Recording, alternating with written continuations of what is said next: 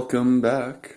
It's Thursday today, and oh my god, am I excited for later because I'm learning how to ride a motorcycle. Imagine the most amount of fun you could possibly think of. It's actually more than that. I've been dreaming of riding a motorcycle forever. Ever since I was 15, 16, I was like, man, when I'm an adult and I turn 18, I'm going to get my motorcycle license, and by 19, I'm going to have a bike. Didn't quite happen that way. I'm 25 now, but I'm finally doing it. My first lesson was on Tuesday, and oh my god, it's like sex on two wheels. It's honestly the coolest fucking thing ever. I freaking love it, and I can't wait to go do it again.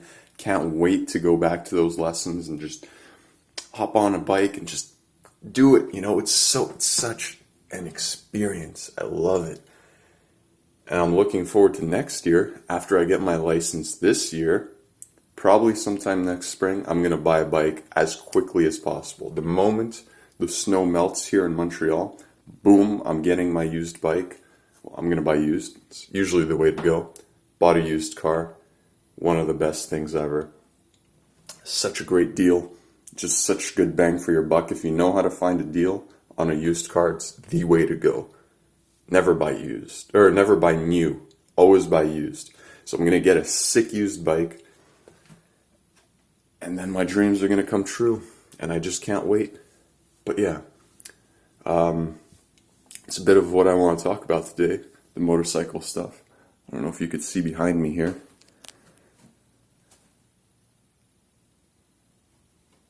And I got my helmet over here. I'm going to take it out of the case later. But yeah, back there, that's where all my gear is. I've got my jacket, my pants. Yesterday I was kind of moving around the armor protectors because motorcycle gear has shoulder pads, elbow pads built in. The pants have Kevlar reinforcement around the bum, around the thighs, and they also have some padding as well for the knees. Actually, I got some here.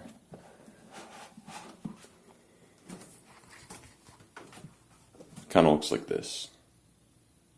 So this one would be a shoulder pad, I think, but it could also probably double as a knee protector. This one's same thing. It's a little bit longer. This one's more for the elbow. But I mean, you could probably use it on your shoulder too, or your knee if it fits, depending on, what kind of gear you have. But I was just switching some around because I got the pants. They're super comfortable. They're super low-key. They look like kind of jean cargo pants. Put in the knee protectors. Here's the knee protector. Here's the other one. This one is the knee protector. See, it's kind of articulated. It's got these little flaps. It kind of conforms around the knee and lets it bend when you're bending your knee. If you're or bending your elbow, let's say with the elbow protector. It's got to kind of wrap around and really protect it, But the problem is, when I was standing up straight, the curvature of the knee protector, right here at the bottom, this part, was really just digging into my shin, the top of my shin, bottom of my kneecap, kind of in between that area. It would kind of curve and just dig in. And when I'd walk and I'd be extending my leg out straight, my shin would come in and it would just cup over and just dig in, and it was so uncomfortable. It's not the right pad for me. So I was changing it out, and then I got super tired and decided, screw it, I just want to go to bed. Because it was a long day yesterday too. But yeah, so I'm gonna kind of test them out this morning, see which ones work, mix and match. I've got softer ones on my jacket. They're kind of more flexible. So maybe I'll see if I really like them in the knees, but these stiffer pads don't go well with that jacket in the shoulders, let's say. You could always buy more protectors online, so I'll just buy some online. But I'm hoping those softer pads will work better with the knee, because I'm fairly thin. There's not a lot of fat, not a lot of padding on me. So these pads, the sharp corners can like dig into me, you know. I'm not saying the knee protector is bad. It was actually fantastic when I was on the bike. When I was kind of squatted down. Oh, jeez. When I would squat down into the bike and have these bent knees, kind of like that, it would fit perfectly, you know. You saw those little cutout bits that would really wrap around, hug the knee, hug the tank of the bike. It felt great. But it was when I was off the bike walking around, so, you know, I bought the pants to kind of like double as, like I said, kind of low-key cargo pants or whatever. So yeah, I want them to function both on and off the bike, especially in the future when I get my own bike, you know. Damn, it's so fun to ride. I'm probably going to ride everywhere in the summer. Like, I'll just forget about my car. Probably won't forget about my bicycle. Probably still use that a lot too. But yeah, if I'm going everywhere on my motorcycle and I get off, I don't want to have to change my pants. I want to just walk around, maybe have the pads in there. Or I could just slide them out because they're removable and they'll come out. So I could maybe just slide them out. Yeah, oh man, it's so exciting. It's just this whole new cool world. So much to learn, so much to do. It's just so fun to do. Yeah. The padding, the armor, stay safe. Motorcycling is dangerous. I mean, I know I've biked everywhere, like bicycle kind of bike. I've fallen off of that, banged myself up, broken bones. That's going relatively slow. So I could just imagine at 100 kilometers an hour, falling off your motorcycle. I mean, you're freaking toast. If you land on your hip, your hip and your thigh is going to get like grinded on the pavement. You'll probably get third-degree burns from the friction of just sliding across. You'll literally have your leg grinded off. So you need good protection for the slides and for the falls. I'm not going to mess around with that.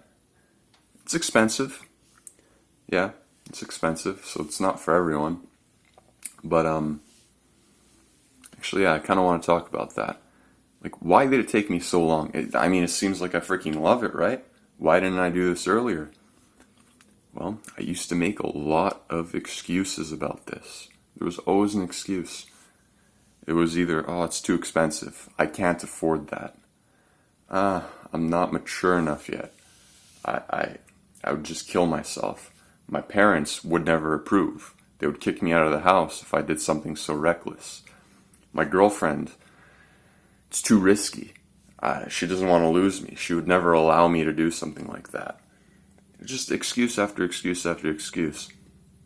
And I've realized, you know, sometimes you do kind of have to be a little bit selfish. Because I'll admit, this motorcycle thing, yeah, it's freaking selfish. I mean, I'm putting myself at risk. Everybody else doesn't want me to die. They care about me very much.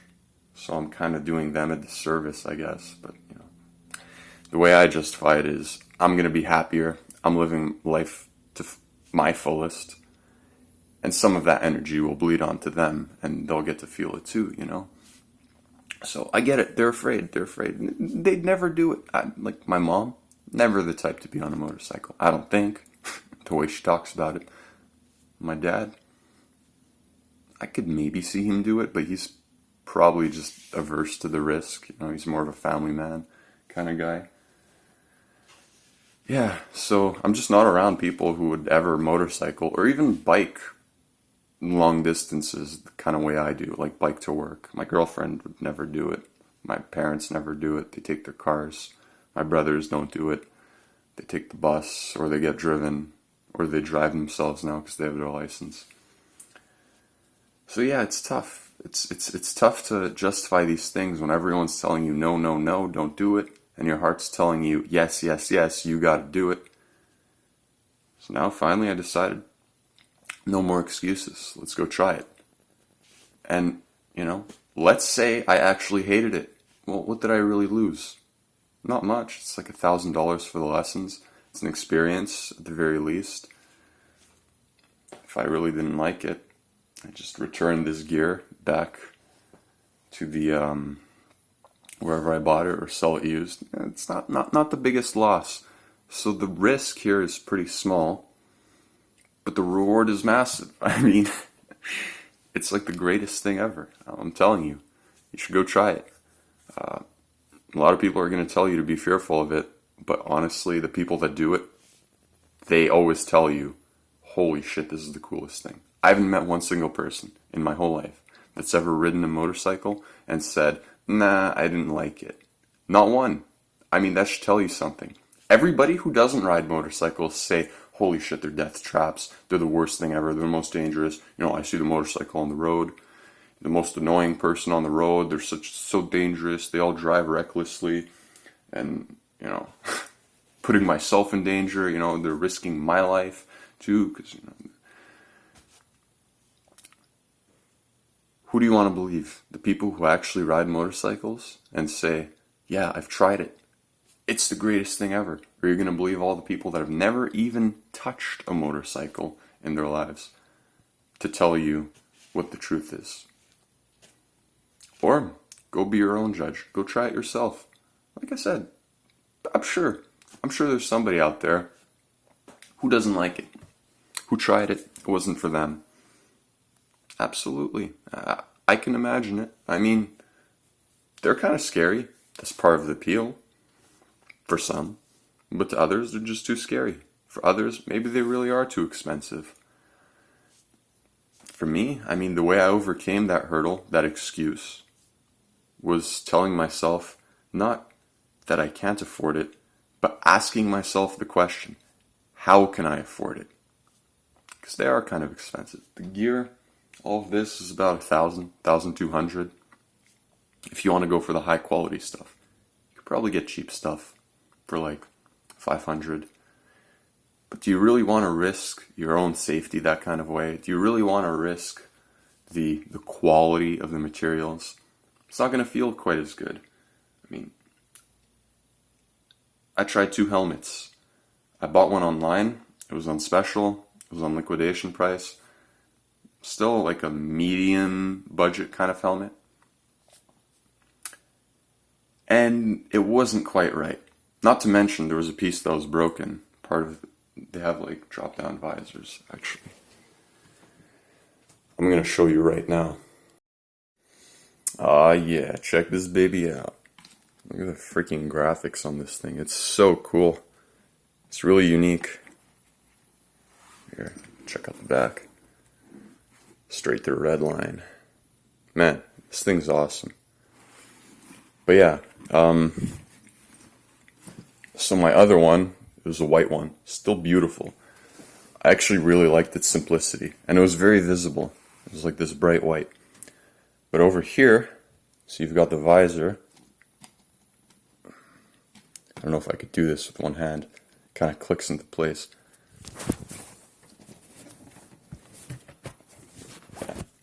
Yeah, I just had to put my phone down to do it with 2 hands.